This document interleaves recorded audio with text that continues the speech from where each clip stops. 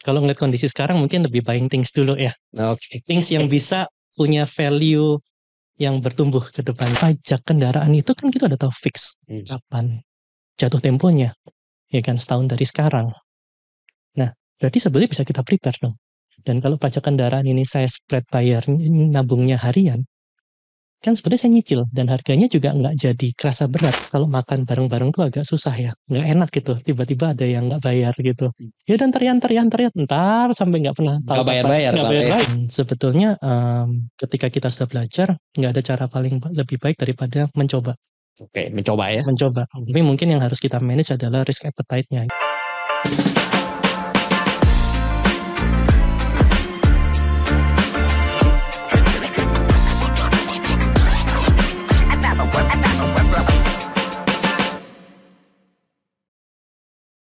Please sit back and relax ya. Let's talk. Welcome to Spot. Saya Victor Teja, Chief Retail Officer dari PT Shaledra Capital. Episode kali ini benar-benar super spesial karena saya ditemani oleh seseorang yang sangat super talented ya. Dia adalah the creative man behind a big brand. Jadi saya langsung welcome aja Mas Michael Hartawan Kuncoro, Digital Banking Brand and Marketing Lead Bank BTPN Genius. Ya, thank you Pak udah mengundang saya hari ini. Terima kasih sudah mau hadir juga nih. Panggilannya apa nih? Mas Mike, Pak Michael, atau apa nih panggilannya nih? Biasanya saya dipanggil di kantor panggilnya Mac. Mac ya. Mac. Oke, jadi nanti saya panggilnya Mac aja ya. Ini Boleh. seperti MacBook gitu ya. MacBook. Oke, luar biasa. Oke. Jadi thank you so much Mac ya sudah meluangkan waktu di episode Spot hari ini. Tapi sebelum masuk ke obrolan, saya ingin ajak Mac untuk ada quiz untuk mencairkan semuanya ini dulu supaya nanti seperti pemanasan nih. Siap. Ya, Mac ya. Oke, pertanyaan nomor 1. Sebagai solusi live finance yang membantu masyarakat digital savvy di Indonesia, menurut Mac, mana yang lebih penting? Yang A, memiliki skill to make money. Yang B, memiliki skill to grow money. Wah, ini pertanyaan yang tricky nih. Sebetulnya itu nggak bisa jadi sebuah pilihan, menurut saya. Karena itu actually kalau kita nggak bisa make money, nggak bisa growing money. Tapi setelah kita make money, then what next? Jadi yang pertama apa? Kalau pertama mungkin secara global make money dulu ya. Make money, oke. It's okay. Ya, tapi saya ambil dulu jawabannya adalah make money ya. Yes. Oke, pertanyaan kedua.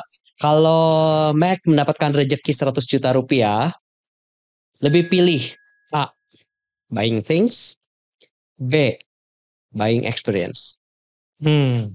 Kalau ngeliat kondisi sekarang mungkin lebih buying things dulu ya. Oke. Things yang bisa punya value yang bertumbuh ke depannya. Oke, bagus ya. Oke, very good. Last question. Kalau boleh pilih salah satu jenis love language dan diganti jadi money language, kira-kira apa yang cocok dengan konteks ini untuk Mac? Kayaknya quality time, Pak. Quality time, oke. Bisa jelasin? Iya, karena kayak sebetulnya ketika kita ngulik sebuah produk financial atau rencana finansial, itu kayaknya ada keseruan gitu ya. Apalagi kalau kita ngobrol sama orang yang kita peduli gitu. Jadi kayaknya akan ada lebih ngerti orangnya, juga lebih ngerti roadmap-nya akan seperti apa gitu. Jadi quality time kayaknya lumayan representatif. Menarik. Oke, very good ya. Wah, baru ngobrol aja udah seru banget nih. Tapi kayaknya kita bisa mulai nih ya sekarang ya. Oke. Kita masuk ke section 1 ya. Genius is beyond a brand. It's a baby. Ya. Jadi kalau saya boleh jelaskan sedikit, Genius inilah dilahirkan pada tanggal 11 Agustus tahun 2016. Dan kalau kita lihat banyak informasi ya, pengembangan Genius ini hanya 18 bulan. Itu menurut Mike ini waktu yang memang ideal atau memang terlalu cepat atau lama? Dan kemudian apa sih yang dilakukan oleh Mike dan tim ketika masa pengembangan itu? Oke. Kalau ditanya sebentar atau lama, kayaknya kita nggak bisa jawab karena waktu itu kan kita yang pertama ya. Jadi kita nggak pernah punya benchmark ngebangun sebuah digital banking dalam 18 bulan itu apakah cepat atau lambat gitu. Tapi yang jelas yang seru, pasti itu seru gitu. 18 bulan itu kayaknya aja udah kejadian, udah kelar, produknya udah waktunya launching gitu. Apa yang dilakukan waktu itu saya dan tim itu dapat assignment untuk ngebangun brand-nya, develop brand-nya dari nol gitu. Dan ketika kita pelajarin bahwa ini kan sebetulnya produk yang baru banget gitu di market pada waktu itu. Dimana yang akhirnya kita temukan untuk melaunch sebuah produk yang totally baru konsepnya, kita perlu paradigma baru gitu. Kita perlu menyampaikan ini dengan cara komunikasi yang berbeda, yang baru juga gitu. Kita bisa ingat sebelum 2016 itu kalau kita ngeliat komunikasi dari produk perbankan, itu kecenderungannya mirip-mirip. Kalau misalnya kita ambil beberapa sampling materi komunikasi, terus kita hilangin logonya, kita strip gitu logonya, terus warnanya mungkin kita hitam putihin gitu. Kita nggak akan bisa bedain itu komunikasi dari bank mana, dari brand yang mana.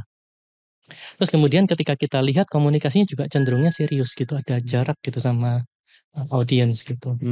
Nah di situ kita belajar kayaknya kita harus mengambil rute yang agak berbeda nih.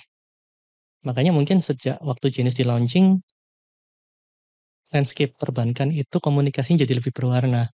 Kita melaunch itu dengan ilustrasi, dengan kayak komunikasi yang mungkin lebih friendly dan lebih relatable buat customer. Karena kita ngambil angle-nya adalah dari sisi kehidupan mereka, rather than lihat dari sisi technical perbankannya kayak gitu. Wow, bagus juga ya. Ternyata angle-nya bisa beda-beda ya. Bahkan sempat strip dulu, hitam putih dulu, terus kemudian balik ke dari sisi klien ya, supaya bisa kelihatan bahwa mana sih yang cocok di sini ya. Menarik ya. Jadi 18 bulan itu ternyata nggak bisa dibilang cepat atau lama ya, tapi memang suatu proses yang memang dibutuhkan supaya akhirnya Genius ini betul-betul ada dan lahir ya, dan memang eksis sekarang ini ya, luar biasa. Nah, tadi kita udah dengerin Mac ini jelaskan bagaimana melahirkan dan menciptakan Genius nih ya. Sebenarnya spirit utama Genius ini sebagai sebuah aplikasi perbankan digital, pastinya nggak pernah lepas dari harus praktis dan kemudian juga mudah ya. Terus kemudian ada tantangan nggak sih yang bisa di-share ya oleh Mac ya, terutama untuk membuat mindset nasabah terbiasa datang ke cabang, dulu gampang datang ke cabang, sekarang harus beralih ke screen yang ada di smartphone. Dan sejauh apa sih Genius ingin membawa perubahan bidang keuangan dan investasi bagi masyarakat? Oke, ini lucu sih Pak, karena sebetulnya kalau kita flashback waktu Genius dibangun, itu kita mengundang para digital savvy untuk kita tanya sebetulnya apa sih yang dibutuhkan kan dari sebuah produk digital banking gitu. Dan mayoritas mereka itu nggak kepingin ke bank untuk melakukan kegiatan perbankan. Nah, tapi ketika kita launch ini, ternyata ada beberapa tantangan yang muncul gitu, yang di luar pemikiran kita saat itu gitu. Ternyata untuk meregister bahwa mereka bisa melakukan kegiatan-kegiatan perbankan itu dari aplikasi, itu agak perlu waktu gitu. Contohnya adalah mereka itu nggak register bahwa sebelumnya mereka nggak bisa ngebayangin bahwa bisa blokir kartu atau buka blokir kartunya itu dari aplikasi. Wow. Karena selama itu kan yang dipahamin oleh masyarakat adalah harus telepon dan call center dan seterusnya gitu, yang jaraknya mungkin perlu waktu 10 menit gitu. Tapi begitu di Genius bisa blokir kartu, unblokir kartu itu cuman dalam waktu detik gitu kan. Atau mungkin misalnya seperti membuka deposito gitu. Kan zaman dulu itu kalau kita mau buka deposito harus ke cabang. Terus kita kalau misalnya mau dapat product knowledge harus ke customer service, di mana harus datang terus tanya mau buka deposito, terus kemudian mereka bilang oh minimum sekian. Nah kalau misalnya gitu pada saat itu kita belum punya uang sejumlah itu kan jadi kayak agak malu, jadi merasa intimidated gitu. Nah dengan waktu kita launching Genius, kita bilang bahwa buka deposito itu hanya bisa dalam waktu 60 detik dari aplikasi, itu juga sesuatu yang baru ya. Betul. Atau mungkin juga bisa salah satu yang kemarin kita dapetin itu yang waktu launching, mereka itu selalu merasa bahwa kartu debit itu hanya untuk dirinya sendiri. Nggak pernah terbayangkan sebelumnya bahwa kartu debit itu bisa diberikan kepada orang yang dipercaya, misalnya anak atau driver. atau asisten rumah tangga yang memang regularly mereka ngisi bensin gitu kan, ataupun jajan, ataupun beli belanja bulanan gitu. Dan menceritakan kemampuan itu tuh perlu waktu dan perlu simulasi gitu ya, perlu waktu. Jadi memang it takes time to register how people can do a lot with banking activities from the app gitu, rather than going to branch gitu. Betul. Soalnya kan saya masih ingat banget ya, lagi zaman dulu sekali sebelum ada semuanya menggunakan smartphone. Kayaknya mau datang ke cabang aja kita harus dress up ya, supaya kelihatannya lebih proper. Kemudian datang disambut, selalu ketemu customer service-nya, nanya ini nanya itu, semuanya pakai paper. Betul sekali tadi yang Mike bilang ya, yang tadinya memang semuanya harus on paper, sekarang datang semuanya bisa within seconds tuh bisa dilakukan gitu ya. Betul. Dan tadi ada satu mindset yang ternyata mungkin kita agak sedikit baru ya buat kita ya, bahwa debit card yang tadinya buat diri sendiri ternyata debit card bisa diberikan kepada orang lain. Kan kita takut juga ya itu kalau disalahgunakan. Oh jadi itu memang bisa ya seperti itu? Bisa, jadi di salah satu, kita namanya X-Card. Jadi X-Card itu adalah kartu tambahan yang yang bisa di-sun oleh pengguna. Dan maksimum orang bisa punya 3 X-Card. Di mana masing-masing X-Card ini bisa diberikan PIN yang berbeda. Jadi kayak misalnya kartu A gitu yang untuk driver. Itu kita bisa kasih PIN yang drivernya cuma driver yang tahu. Kartu B kita kasih ke ART misalnya. Nah, begitu juga dengan kartu C misalnya kita kasih ke anak gitu. Nah, dari situ kita juga setiap kartu itu bisa kita top upin balance. Jadi sebetulnya salah satu alokasi keuangan gitu ya. Kalau zaman dulu mungkin kita ingat zaman orang tua atau zaman nenek itu suka pakai amplop. Uangnya dimasukin amplop, ini untuk jajan adik, ini untuk belanja bulanan gitu kan. Nah, kita put it into next level. Jadi kita bikin amplop ini berupa bentuk kartu debit yang ketika kita kasihkan ke driver misalnya gitu ya, untuk isi bensin bulanan atau mingguan, mereka tinggal swipe aja di EDC mesinnya di pom bensin, dan otomatis di aplikasi kita ketika kita klik kartu itu ada transaction history-nya langsung. Jadi menarik. Jadi sebetulnya tanpa harus punya bonnya, minta si drivernya bikin laporan, udah ada. Atau misalnya ke bengkel ganti ban atau ganti oli gitu kan. Kadang-kadang kan susah ya, kita lagi meeting terus tiba-tiba drivernya, wah Pak uangnya kurang gitu kan, ribet ya. Jadi kalau misalnya kita punya X-Card, dia tinggal WA terus kita tinggal pindahin amount seperti yang dibutuhkan, udah dia langsung bisa transaksi, nggak ganggu apapun. Betul, dan nggak usah pakai kertas-kertas segala macam lagi ya. Itu jadi paperless banget ya. Jadi kalau hilang atau apa juga tinggal direkap aja di aplikasinya ya. Menarik banget ya. Oke, nah kita sekarang kalau misalnya kita ngelihat lagi nih di sini, Genius ini kan dikenal dengan kekuatan komunitasnya yang wide dan solid. Apalagi tadi udah banyak banget ya feature-feature yang memang menarik dan memudahkan. Pastinya kan secara komunitas jadi lebar, dan kemudian kayaknya banyak namanya hardcore gitu ya yang suka dengan apps ini gitu ya. Dan seberapa penting sih sebenarnya dan juga seberapa besar impact dari kehadiran komunitas-komunitas ini terutama untuk mengembangkan bisnis dari Genius atau digital banking ini sih? Jadi kalau ditanyain impact-nya tuh sangat signifikan. Karena mungkin kalau kita berkaca di 2015-2016 itu kita memulai membangun Genius itu dengan mengumpulkan beberapa digital savvy awalnya. Kita tanya pain point-nya apa, aspirasinya apa, bagaimana mereka mengelola keuangan dalam hidup, dan apa yang dibutuhkan sih sebetulnya as a tools untuk mereka lebih mudah lagi mengelola keuangan gitu kan. Dan dari situ akhirnya kita ngebangun Genius gitu. Nah selama 18 bulan ini yang awalnya kita cuma ngumpulin beberapa itu terus bertambah orangnya sampai dengan 1.000. Sampai akhirnya ketika kita launch, produk yang kita launch itu ya hasil karya pemikiran bersama 1.000 orang ini gitu. Jadi kalau tanyain impact, it's very significant. Signifikan banget ya. Dan sampai detik ini kita pun masih maintain hubungan dengan 1.000 orang ini. Bahkan sekarang udah berkembang, ini sekarang sudah ada 47.000 kalau nggak salah. Wow, 47 kali ya? Iya. Jadi mereka ini benar-benar yang memang merasakan bahwa ini baby-nya mereka gitu ya? Iya, yang 1.000 ini merasa baby-nya, dan kemudian ketika kita launching, ternyata inputan yang diberikan jauh lebih banyak lagi. Bikinin ini dong. Kan sebetulnya yang menarik ini sampai mereka memberikan cara untuk menggunakan fiturnya dengan di luar yang udah kita plan. Misalnya contoh nih Pak, Dream Saver. Dream Saver itu kan sebetulnya sebuah tools yang dipakai untuk menabung secara otomatis. Jadi setiap periode tertentu Dream Saver-nya akan membantu orang untuk menyisihkan uang dengan jumlah tertentu sampai periode tertentu gitu. Misalnya nih contoh, kita mau beli laptop. Waktu beli laptop, kita misalnya harga 30 juta lah ya. Nah, waktu 30 juta ini kita taruh, oh saya mau beli laptop harga 30 juta, saya mau beli 6 bulan lagi gitu.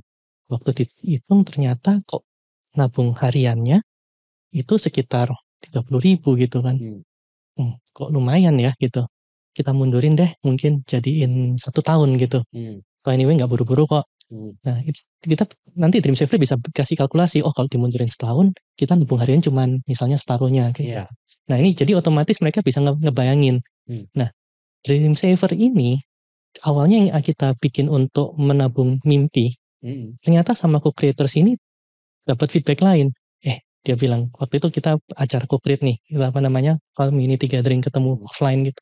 Terus mereka bilang, oh enggak sih, aku pakai Dream Saver buat apa? Apa ini? Gitu kan tanya. Dia bilang, buat nabung bayar pajak kendaraan. Wah, dia bilang, kenapa loh kok bisa? Iya, pajak kendaraan itu kan kita udah tahu fix kapan jatuh temponya, ya kan, setahun dari sekarang. Nah, berarti sebetulnya bisa kita prepare dong. Dan kalau pajak kendaraan ini saya spread bayar nabungnya harian, kan sebenarnya saya nyicil dan harganya juga nggak jadi kerasa berat gitu.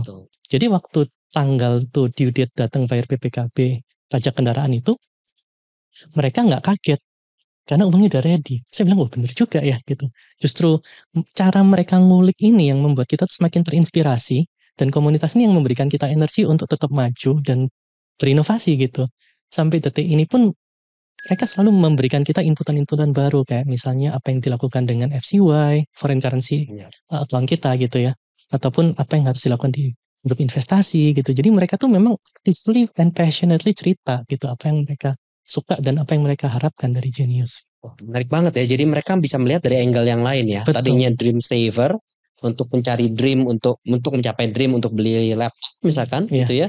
Tapi malah dibalik bahwa ada sesuatu yang memang saya mau aim untuk bayar pajak gitu ya, pajak STNK misalkan, dan betul. Kemudian malah dia strip gitu ya, mundur balik ya tiap hari, jadi dia bisa tahu tabungannya harus berapa. Betul. Menarik banget. Jadi sebenarnya Mike, kalau misalnya sampai sepowerful itu, menurut Mike sendiri sebetulnya perlu nggak sih kalau perusahaan keuangan gitu ya, di financial industry terutama, mengembangkan komunitas-komunitas gini buat masing-masing gitu? Ini sebetulnya kembali lagi tergantung strategi perusahaan tersebut. Karena kalau di kasusnya Genius, kita tuh sebetulnya nggak pernah menyangka bahwa co-creator kita atau komunitas kita ini akan berkembang segitunya. Dan feedback yang diberikan tuh begitu passionate gitu. Kita nggak pernah menyangka sejauh ini. Kita cuma memulai dengan sebuah intensi, kepingin ngumpulin mereka tuh cari tahu apa sih yang dibutuhin gitu.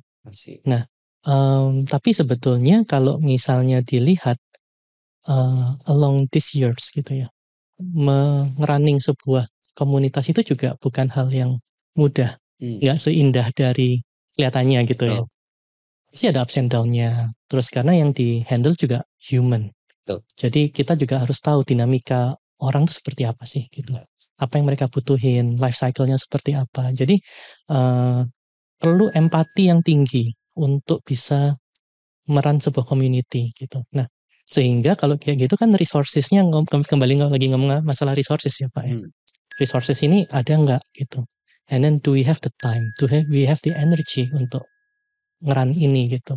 Jadi kalau ditanya apakah disarankan atau tidak, tergantung. Apakah ada komitmen untuk kesananya enggak. Kalau misalnya dirasa belum waktunya, ya jangan gitu kan. Kalau di kasusnya Genius kebetulan kita growing it organically gitu. Dan kayak justru komunitasnya yang ngegiring kita sampai ke titik ini gitu.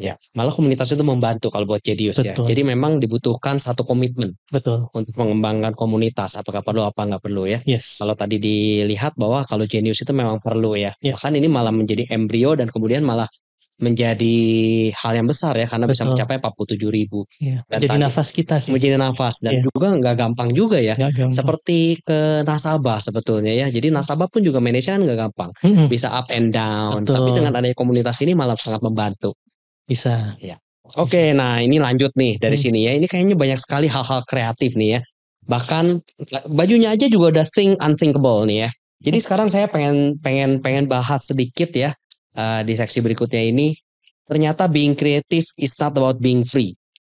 Ya. Jadi salah satu kendala nih yang paling sering dan mungkin paling sering kejadian ya adalah turunnya retention level setelah promosi dan campaign. Jadi udah promosi, udah campaign, kayaknya udah heboh gitu, tapi udahnya turun gitu. Nah, gimana strateginya Mac dan Genius ya untuk bisa mempertahankan kepuasan dan loyalitas pelanggan dalam jangka panjang? Oke. Mungkin yang mau saya garis bawahin di awal mungkin atau dijadiin bottom line gitu ya. Mungkin sering persepsinya itu marketing adalah obat dari segala penyakit. Jadi kalau misalnya orang ini, marketingnya gitu. Nah, kebetulan di Genius approach-nya agak berbeda gitu. Jadi yang kita melihat bahwa marketing itu playing what kind of role gitu yang kita define di Genius. Yang pertama pastinya untuk memperkenalkan sebuah produk atau layanan. Karena sebenarnya kalau kita lihat yang namanya marketing campaign itu kan sebuah jembatan ya Pak. Betul. Jembatan antara produk dan customer. Ya. Kalau produk dan customer ini udah ketemu dan customer bisa melihat value-nya produk dan mereka merasa oh ini relevan buat kehidupan saya gitu. Mereka akan mulai pakai. Dan ketika mereka mulai pakai terjadilah bisnis, right? And sebetulnya jadi kalau kita lihat dari sebuah hubungan seperti ini, marketing itu memang akan punya dua fungsi. Satu untuk meluncurkan dan membangun momentum, yang kemudian di beberapa periode tertentu akan dilakukan yang namanya maintaining the momentum. Tapi nggak bisa dipungkiri bahwa ujung-ujungnya yang menjadi penyelamat semuanya adalah produknya. Kalau produknya memang menarik, produknya memang relevan, ya momentumnya akan terjaga dengan sendirinya. Sehingga ini tuh bukan menjadi, kalau saya gambarin tuh kalau sebuah kerangka struktur gitu ya, kayak menara Eiffel tuh kan satu batang sama batang besi lainnya itu saling menopang dan membangun satu bangunan tinggi. Seperti itu sebetulnya kalau yang saya lihat. Menarik ya. Jadi ternyata marketing campaign hanya untuk boost di depan aja ya. Dan maintenance juga bisa. Dan maintenance bisa ya. Tapi kalau misalnya produknya ini sendiri udah jadi dan kemudian memang masuk ya kepada keinginan dari klien tersebut dan klien melihat ada value-nya, itu malah akan sustain ya. Betul. Dan makanya di Genius itu juga yang menarik ketika produk itu dibangun. Banyak orang yang terlibat, nggak cuma tim produk atau tim developer gitu, tapi juga ngobrol sama customer listening, yang dimana customer listening ini akan bantuin untuk ngetes konsep produk konsepnya, bantuin ngetes acceptability-nya, relevansinya gitu, dan kemudian juga ngobrol sama tim marketing juga gitu. Ini produk bisa dijual nggak ya? Positioning gimana ya? How to enter the market-nya gimana ya? Gitu. Jadi kayaknya di tempat kita itu kerjanya bisa seamless, nggak lagi kayak wah ini produk, ini marketing ini. Jadi mungkin itu juga salah satu yang memungkinkan setiap produk yang kita luncurkan tuh memang udah well thought through gitu ya. Wah, jadi benar-benar blend ya, as one team gitu ya untuk bisa membangun Genius ini ya. Menarik banget nih, menarik banget. Nah, tapi kan tadi banyak sekali ya ide-ide yang memang Mac dan juga teman-teman di BTPN ya membangun untuk Genius ini. Tapi gimana sih cara mengimbangi ya atau menyimbangkan antara kreativitas dengan compliance? Karena di bank ini kan semua sangat highly regulated, semuanya dipagerin kiri kanan atas bawah. Nah, gimana sih caranya? Sebetulnya lebih melihatnya bermainlah di dalam regulasi tersebut. Oke. Ya, dalam koridor regulasi tersebut. Mungkin kalau saya bikin analogi gitu ya. Ini kayak seperti regulasi itu seperti peraturan lalu lintas. Oke. Right? Ada jalan gitu dan kemudian ada tata cara lalu lintasnya. Lampu merah berhenti, lampu hijau jalan. Kalau nyebrang di zebra cross. Sehingga tujuannya adalah untuk menghindari accident. Menghindari kejadian-kejadian yang tidak diinginkan. Sebenarnya secara kalau kita potret balik ke regulasi yang dibikin sama regulator, itu mirip juga kan. Benar. Sebetulnya tujuannya untuk melindungi baik para penyelenggara bisnis finansial dan nasabah sebagai penikmat jasa layanan tadi. Nah, sehingga sebetulnya kalau kita lihat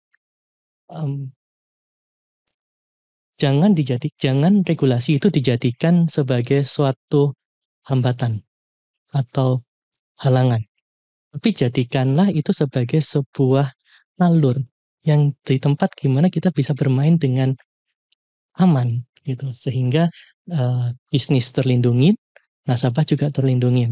Nah, untungnya waktu Genius itu launch pertama kali, ini kan produk kategori baru gitu ya, yang dimana orang itu mungkin belum pernah terdengar tentang konsep digital banking. Nah, kami bersama OJK itu sering ngobrol tuh, akhirnya kita sering berdiskusi. Kita dapat luxury untuk, gimana sih jadinya kalau misalnya digital bank kayak gini boleh nggak gitu kan. Jadi I think it was a very good collaboration with the regulators. Wow. Yeah. Analoginya kalau misalnya ini sebagai kayak rambu-rambu di jalan raya ya, lampu merah dan yang lainnya. Malahan pada saat Mac dan tim itu berjalan malah berasanya lebih aman malah ya. Betul. Itu malahnya ya, Iya. daripada nggak ada peraturan malah jadi bingung gitu ya harus Betul gimana. Makanya sekali. kolaborasi antara regulator dengan Mac dan tim itu ternyata itu fungsinya ya. Yes. Menarik banget ya. Nah, tapi sekarang kalau misalnya kita udah punya sesuatu yang sangat baik nih ya, semuanya bagus, semuanya aman ya. Kehadiran influencer keuangan dan edukator ya di bidang investasi yang sekarang kayaknya banyak di mana-mana dan informasi tuh kayaknya gampang banget didapetin. Do you think it's a downside atau upside? Kalau saya lihat banyak benefitnya ya. Karena sebetulnya kalau kita lihat secara kultur, topik finansial tuh kayak tabu. Kayak nggak pernah dibahas gitu kan. Dengan adanya influencer ataupun educator yang senantiasa ngobrolin tentang financial dan dibawa dengan cara yang lebih human, lebih nggak intimidating, lebih entertaining, itu somehow juga sangat membantu gitu untuk membangun literasi keuangan yang ada di masyarakat gitu. Malah membantu ya di sini ya. Membantu. Jadi bukan jadi kompetitor atau bukan jadi musuh ya, malah jadi perpanjangan tangan mungkin ya dari sini ya. Cuman mungkin yang sering terjadi itu kan dengan adanya mulai banyak influencer ataupun educator, mereka tuh kadang-kadang mengadvokasi sesuatu itu to the extreme, right? Bisa jadi karena mungkin memang itu apa yang mereka jalani dan berhasil, sehingga mereka ingin bagiin gitu. Yeah. Nah, tapi misalnya contoh nih kayak yang sekarang lagi ngetren tuh kan frugal living atau enjoying life. Iya. Atau kalau mungkin investasi, trading atau growing long term gitu kan. Sebenarnya kalau kita lihat nggak ada yang benar, nggak ada yang salah kan Pak. Tergantung appetite-nya, tergantung karakter orangnya gitu. Sehingga sekali lagi yang paling penting adalah sekarang dari sisi nasabahnya atau audiensnya. Dengan adanya banyak pilihan dan paham-paham yang muncul atau pengalaman-pengalaman yang di-share oleh influencer ataupun para educator ini, audiensnya juga harus semakin cermat untuk memilih dan memilah mana yang relevan, mana yang bisa implementasikan dalam kehidupannya mereka, dan mana yang sebetulnya bisa bermanfaat gitu ya. Ya, jadi memang kalau misalnya kita semua melihat ada influencer ya, ada banyak sekali informasi ya, kita juga harus saring-saring juga gitu ya, jangan semuanya diambil, mana yang memang bermanfaat, mana yang memang bagus ya, karena nggak semuanya ada benar apa salah, dan seringkali kita cuma ngelihat yang benernya dan bagusnya aja, dan itu juga coba disaring mungkin ya. Iya betul. Oke, menarik banget ya. Section berikutnya ini cukup menarik nih ya. Ini when marketing meets money. Oke. Ya, menarik nih di sini ya. Nah, di sini ada salah satu fitur unik nih di Genius ya. Tadi saya coba-coba gitu ya. Ada namanya Moneymoji. Moneymoji. Ya, untuk menggantikan salam tempel nih katanya ya. Nah, menurut Mac, apa aja sih tradisi dan kebiasaan di Indonesia yang dianggap perlu diubah dari konvensional menjadi digital? Oke. Mungkin kalau cerita sedikit tentang Moneymoji gitu ya. Jadi Moneymoji itu kita launch di 2018. Itu mendekati ulang tahun kita yang kedua waktu itu, untuk menyambut bulan Ramadan kalau misalnya. Nah, di mana sebetulnya kalau kita lihat tradisi salam tempel itu udah berakar part of the culture. Nah, yang sering terjadi adalah waktu kita ngobrol sama co-creator kita, itu banyak yang karena mereka tuh sangat mobile. Ada yang sekolah di luar negeri, ada yang kerja di luar pulau gitu ya. Mereka tuh seringkali punya halangan untuk pulang mudik, terutama di momen Lebaran. Yang sebetulnya itu kan kayak semacam dalam setahun sekali itu it's the golden period ketika kita bisa berjumpa lagi dengan orang yang kita sayangi, berkumpul sama keluarga gitu kan. Nah, yang kemudian mereka bilang adalah ngobrol, iya kalau sebetulnya akhirnya yang saya lakukan tuh cuman kirim uang aja ke kampung atau ke rumah gitu. Terus kita kepikir, kita ngobrol, kalau misalnya emang selain uang apa yang mau dikirim? Ya sebenarnya kepingin kirim pesan atau ada emosi yang tersampaikan, karena kan uang kan selamanya cuma jadi uang. Tapi yang menjadi uang itu, yang membuat uang itu bermakna adalah niat dan intention yang dikasih melalui uang itu gitu kan, melalui salam tempel itu kan sebenarnya it's a sharing of happiness gitu. Nah jadi akhirnya kita waktu itu ngobrol, gimana kalau kita bikin yang namanya Moneymoji, di mana orang itu bisa nggak cuman kirim uang, transfer itu cuman uang doang, tapi ada animasinya, ada pesannya gitu, dan very customized and personalized gitu. Jadi dan ketika kita tes ternyata banyak yang suka nih gitu. Moneymoji itu akhirnya kita kembangkan, nggak cuman untuk salam tempel aja, tapi sekarang kalau misal dilihat di aplikasi itu ada yang ngomong tentang thank you, congratulations gitu kan. Jadi kalau misalnya ada yang teman yang menikah gitu, kan seringkali lebih enak kalau biasanya kan masukin amplop, tapi kita coba twist gitu, kita kirim Moneymoji, congratulations, terus kita kasih note gitu ya, kasih notes-nya gitu. Jadi lebih personalized.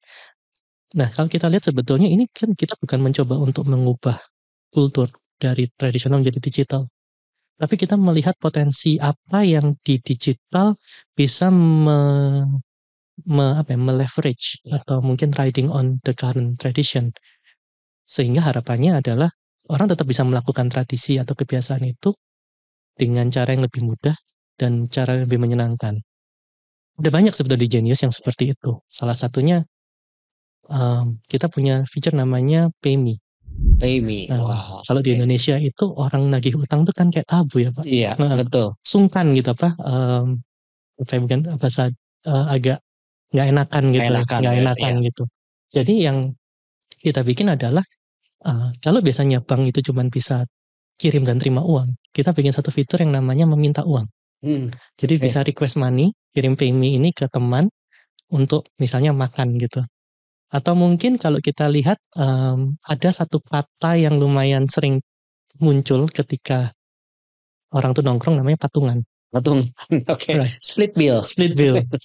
Di mana sebetulnya itu juga salah satu barrier gitu yang kita temukan. Ternyata waktu kita doing co-create ini awal-awal nih sebelum waktu launching, mereka bilang, waduh, kalau makan bareng-bareng tuh agak susah ya, nggak enak gitu. Tiba-tiba ada yang nggak bayar gitu.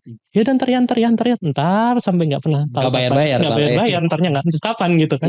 Nah akhirnya kita bikinin yang namanya split bill gitu. Split bill itu satu bill bisa langsung dipecah bersama-sama. Itu kita bangun di 2016 waktu launching. Ada juga fitur namanya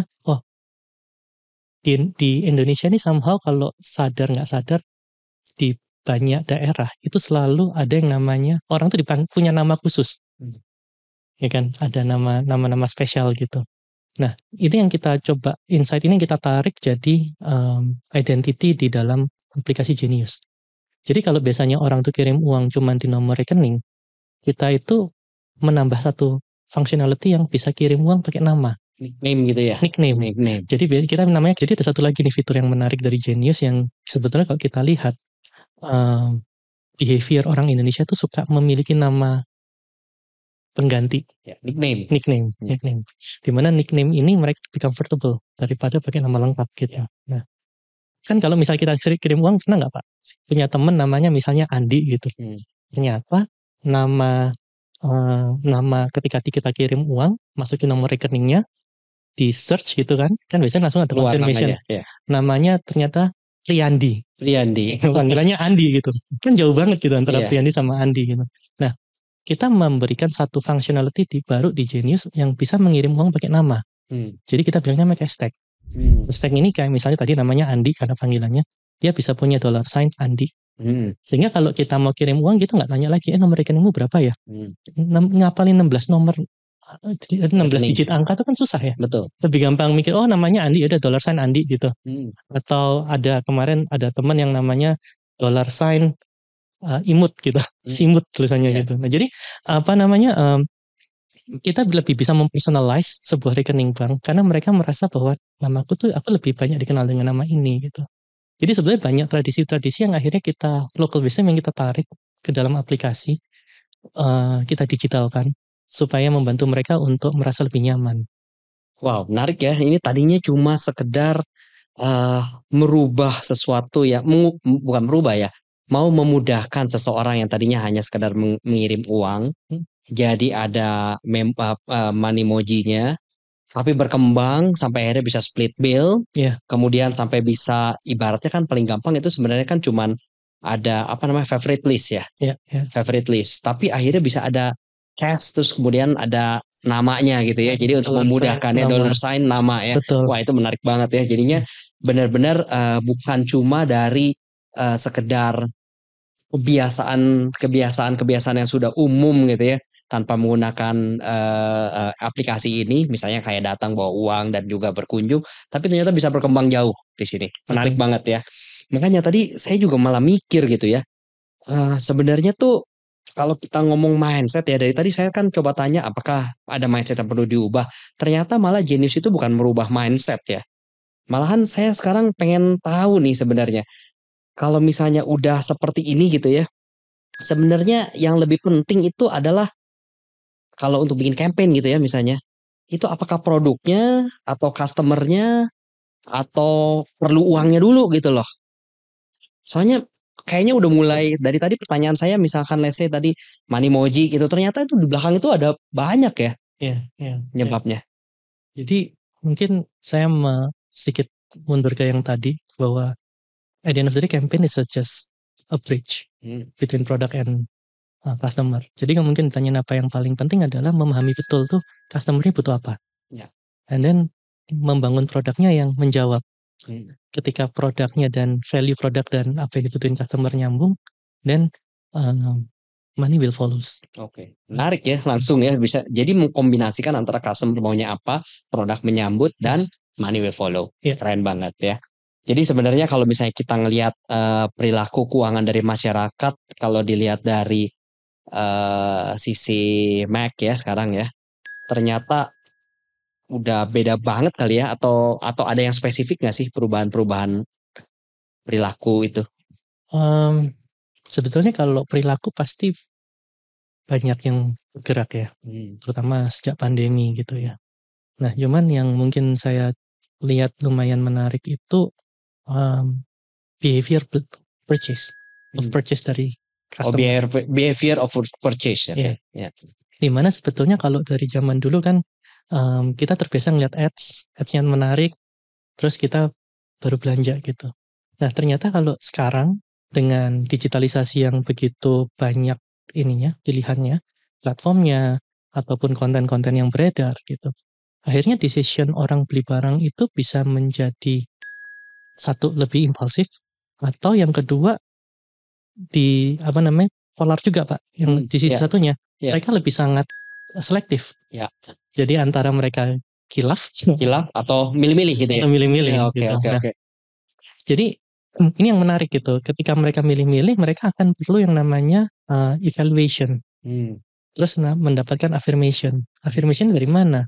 Ya mereka akan cari review, mereka akan cari hal-hal yang itu. Sehingga proses decision ke saat ini kalau kita lihat customer itu ketika melakukan transaksi ada dua macam nih, yang langsung cepat dan yang perlu perhitungan gitu. Nah, makanya di situ kita juga kepikirin, nah ini ada potensi juga waktu itu akhirnya kita lihat. Ini dari kejadian ini kita menciptakan satu fitur baru. Namanya split pay. Waktu bercandaan kalau internal kita bilang ini tombol nyesel Pak. Tombol nyesel. Karena seringkali kan kita beli belanja barang impulsif. Kan banyak nih yang punya pemahaman lebih baik nyesel daripada nggak beli. Nggak beli, bener banget. Betul kan? Iya. Daripada ntar kepikiran, Bener. aduh Mau balik lagi nggak bisa. nggak bisa. Nyeselnya lebih lama nih gitu. Bisa nggak hilang-hilang sih. Nggak hilang-hilang gitu. Akhirnya kita bikin satu namanya split pay. Jadi any transaction yang udah dilakukan dengan Genius, pakai debit card ataupun transfer ataupun pakai kris gitu. Kalau di atas 500.000 itu ada opsi untuk dipecah menjadi cicilan. Oh oke, otomatis. Ada pilihannya. Installment ya. Installment. Jadi bisa pilih mau berapa bulan gitu kan. Tergantung dari tingkat kenyeselannya. Kalau nyeselnya banget ya setahun mungkin gitu kan.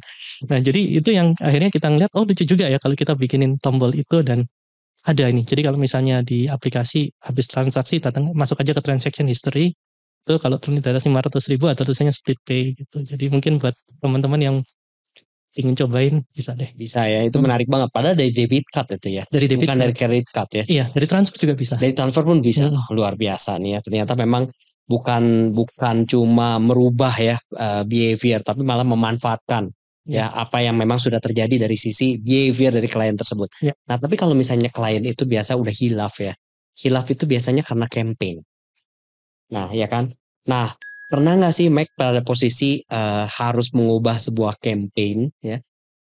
Cuma demi tujuan bisnis tertentu, misalnya targetnya berubah atau mungkin tujuannya berubah. Dan ini mungkin selama perjalanan karirnya Mac, nggak harus di Genius sih. Oke, kalau harus merubah direction campaign, pastinya pernah beberapa kali gitu ya. Dan sebetulnya kalau kita lihat lagi kan, ketika kita melakukan creative campaign or marketing campaign, itu kan bukan untuk cuman sekedar melulu berkarir gitu. Tapi kan sebetulnya ada bigger purpose yang ingin kita serve, yaitu the business itself. Ya kan. Nah sehingga sebetulnya akhirnya decisionnya memang harus business decision nih. Apakah masih relevan? Kalau ternyata directionnya berganti, yang kita butuhkan misalnya revenue dari tempat lain, dan we need to shift as soon as possible. Makanya agility sangat penting sih kalau untuk running marketing campaign. Jadi memang harus fleksibel juga ya, nggak bisa namanya kalau campaign itu harus saklek seperti itu. Betul. Pada saat ada panggilan bisnis yang lain mungkin harus berubah ya. Mungkin yang salah satu case yang lucu itu waktu pandemi sih. Jadi persis 1 bulan sebelum pandemi, itu kita barusan selesai mempersiapkan campaign traveling kita. Dan ketika kita udah nyiapin semua asetnya, ternyata pemerintah mengumumkan PPKM. Waduh, nggak bisa kemana-mana tuh. Nggak bisa kemana-mana. Mau traveling kemana, mau negaranya tutup semua gitu kan.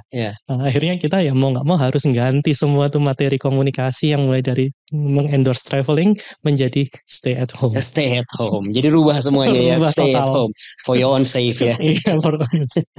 Oke, wah. Ini saya benar-benar kagum ya sama Mac ya, dengan banyaknya kreativitas yang memang ternyata bisa di sharing di sini. Banyak sekali hal-hal yang memang dari pertanyaan saya ternyata malah bisa berbelok, dan akhirnya ternyata behind itu bisa berbeda dan hasilnya malah lebih luar biasa ya, lebih amazing ya. Jadi sekarang kalau misalnya kita di seksi yang ini ya, what's behind the creative man nih ya.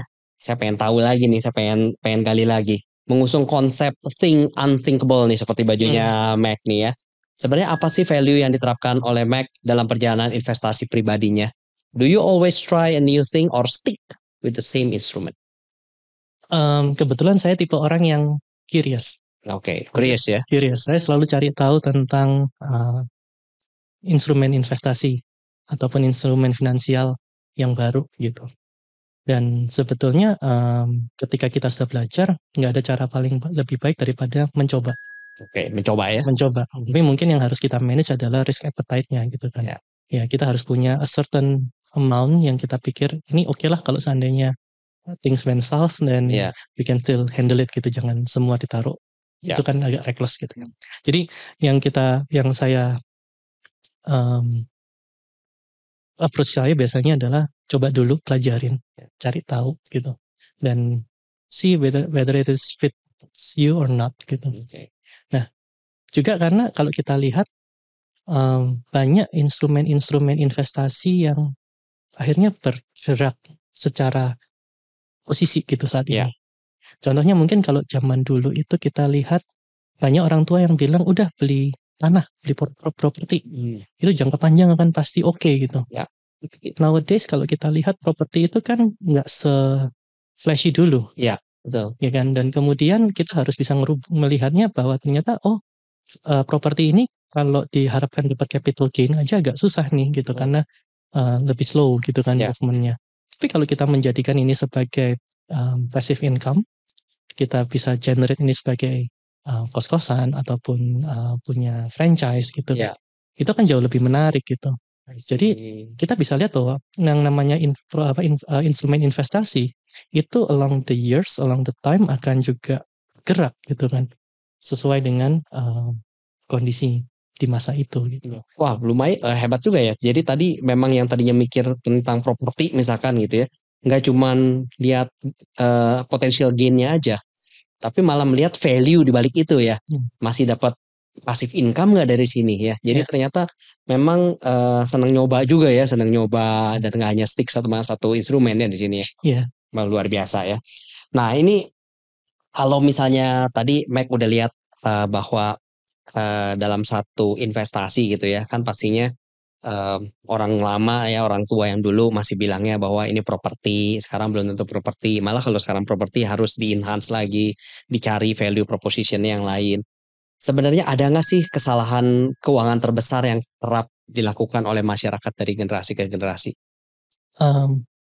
Mungkin bukan kesalahan kalau saya bilang, kayaknya kesalahan terlalu berat gitu ya.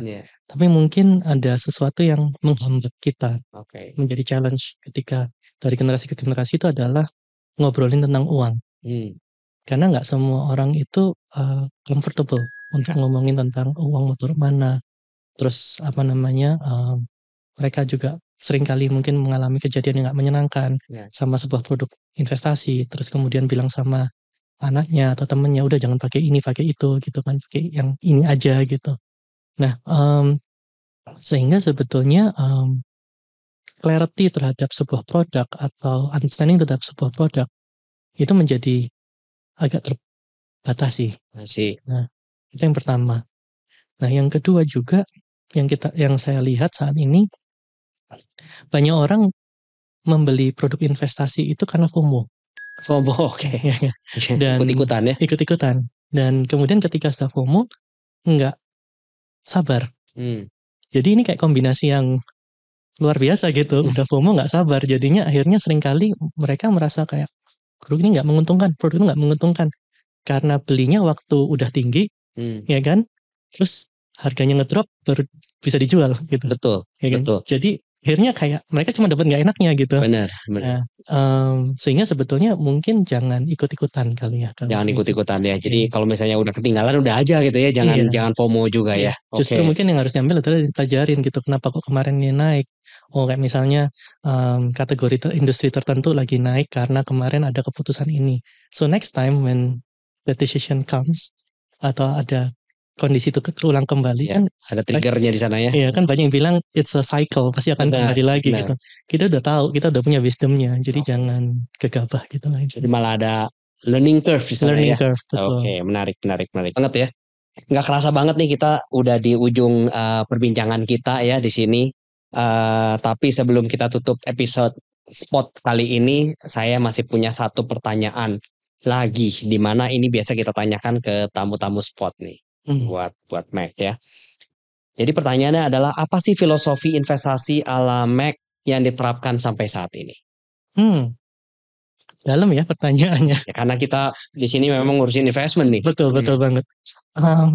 Mungkin filosofi yang saya pakai itu always curious, but do it mindfully.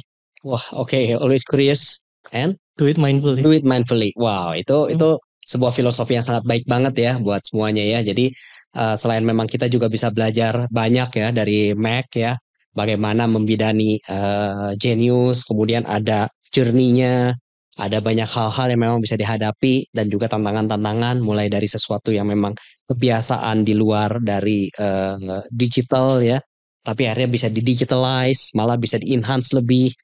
Malah ada banyak kebiasaan-kebiasaan yang akhirnya bisa dimudahkan dengan melalui Genius ini. Dan kemudian ditutup lagi dengan filosofi yang sangat menarik sekali ya, yang betul-betul sangat insightful. Oke, menarik banget ya. Tanpa terasa kita sudah harus mengakhiri, tapi semoga obrolan kita hari ini benar-benar bisa bermanfaat buat kita semua penonton setia Spot to find a smarter way to live better. Saya Victor Teja. Dan saya Michael Hartawan. Signing out, sampai jumpa di episode Spot selanjutnya.